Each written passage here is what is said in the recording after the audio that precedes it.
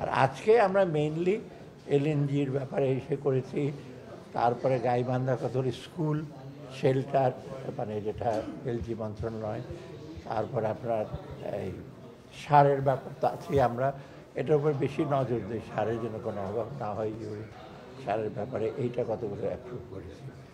আর mainly এই জিনিসগুলো আর কি আজকে। আচ্ছা, এইটা আমরা দেখি, আমি এটা তো অফিসিয়ালি আমরা দেখি চিঠি লিখেছেন, এখন ওইখানে আমাদের বাণিজ্য উপদেষ্টা আছেন, উনি 3 দিন আগে গেছেন, আজকেই কমার্স শরীফ যাচ্ছে। 8 তারিখে মিটিং, মানে আমাদের ওদের 8 তারিখ মানে কালকে খুব ভোরবেলা, ওই মিটিংয়ের পর আমরা বুঝতে পারবো, কারণ এই যেটা দিয়েছে সেটা ঠিক অফিসিয়াল তো না, এটা ইউএসটিআরের সাথে যখন আলাপ করবে উনি ম্যান্ডেটে এর আগে 3 দিন আগে কথা বলেছে, কালকের পর আমরা বুঝতে পারছি। আমরা আশা করি ডেফিনেটলি, এবং আমরা যদি যাই হোক আমরা সেটার প্রেক্ষিতে আমাদের অন্য আমরা আমাদের যে মেজার্সগুলি আছে এগুলো আমরা নেব ফিরে আসার পরে। ওটা না, কারণ এখন বৈঠকটাতে কিন্তু মোটামুটি কিন্তু পজিটিভই, এই যে 6 তারিখ বোধহয় একটা মিটিং হয়েছে, মোটামুটি কিন্তু ভালো বিষয় আছে এখন।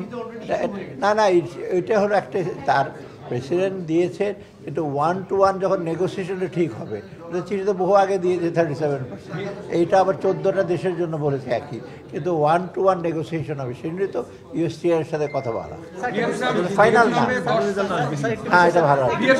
আপনারা 3 মাস চেষ্টা করলেন, ভিয়েতনাম চেষ্টা করে তারা 26% কমিয়েছে, বাংলাদেশ কেন মাত্র 2% কমানোর সুযোগ? আপনাদের নেগোসিয়েশন ভালো না না, নেগোসিয়েশন করতে, কারণ এটা ঠিক যে আমাদের ডেফিসিট মাত্র $5 বিলিয়ন, ভিয়েতনামের 125 বিলিয়ন, ওখানে কিন্তু ওরা মোটামুটি ওরা কনসেশন দিতে মানে ওদের রাজি হয়েছে, কিন্তু আমাদের এত কম ডেফিসিট, আমরা চেষ্টা করছি যে আমাদের এত কম ডেফিসিটে এত বড় এত শুল্ক দেওয়ার তো কোনো জাস্টিফিকেশন থাকে না, কিন্তু ওরা যেটা করছে ব্ল্যাঙ্কেট কতগুলো করে, চায়নার জন্য আলাদা, একেবারে চায়না তো একটা সিঙ্গেল হ্যান্ডেডলি ডিল করে ওরা, আর বাকিরা এটা দেশে করে, যেটা 14টা দেশের একই বলেছে, 14 দেশের মধ্যে এখন আমরা এটা নেগোশিয়েট করবো।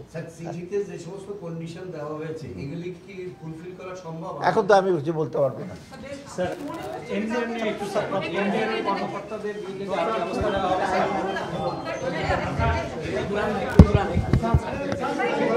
স্যার একটু স্যার যদি বলতেন অনেক কিছু বলা হচ্ছে স্যার।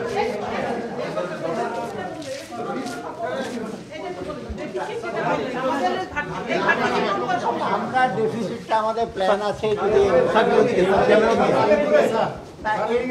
এর জন্য তো বাজেটের ডেফিসিটের একটা খুব বেশি ইম্প্যাক্ট না, আর আমরা কালেকশন তো এইবার যা হয়েছে মোটামুটি আমি বলছি একেবারে খুব বিরাট গ্যাপ না, আর আগামী বছর আমরা চেষ্টা করছি শুধু ট্যাক্স ভেট না দিয়ে সিস্টেমটা চেঞ্জ করলে দেখবেন কালেকশনটা অনেক বেশি হবে, লিকেজ হবে না, তবে ব্যবসায়ীদের সাথে কোনো আঘাত করে কোনো কিছু করতে পারবে না, অর্থাৎ দেখবেন আমাদের রেভিনিউ পটেনশিয়াল কিন্তু অনেক বেশি, আমরা যেটা ট্যাক্সেবল ক্যাপাসিটি আমাদের কিন্তু বেশ, কিন্তু সেটা আমরা ঠিক ইউটিলাইজ করতে পারি না, এই জন্য রেভিনিউ শর্ট।